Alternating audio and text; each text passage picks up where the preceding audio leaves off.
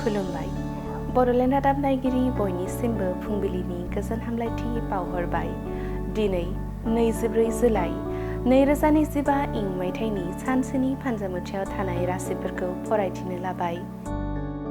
मेष राशि, आखायाव खाबुफोर फैगोन, नाथाय नाजासेयावबो फैमाल जाबाय थागोन। गोसो मेलेमखौ गोरा खालामना सोलिनांगोन। वृष राशि, सानसेमानि गोजोन गैयै जागोन। बिमानि सावस्रिखौ लानानै जिंगासिगोन। गोसोखौ हमथानानै सोलिनांगोन। मिथुन राशि, साख्रियाव गोदान बिबान रुजुननांगोन। देहायाव जेंना नुजाथिनो हागौ। गोसोआ गोजोन गैयै जागोन।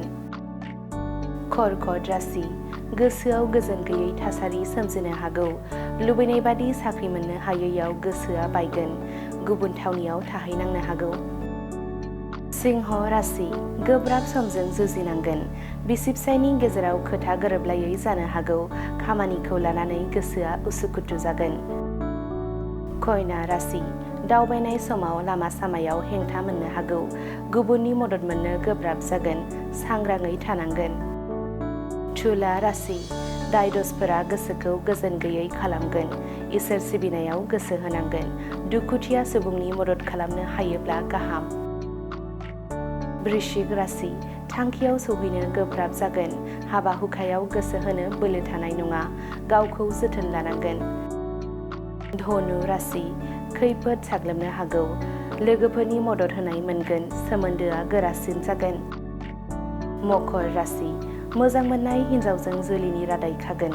नखरनि बयनिबो बोर होनाय मोनगोन। गोजोन संसार दानो हागोन। कुम्भ राशि, गावनि गुरै आखुनि थाखाय बयजोंबो अनजागोन। खैफोदनि समाव गुबुननि मदद होनाय मोनगोन। मीन राशि, गिनाय सानस्रिया गोसोआव थाबाय थागोन। खामानिफोराव गोसो होनो हानाय नङा। गिदिर सुबुंनि बोसोन होनायजों सोलिनांगोन।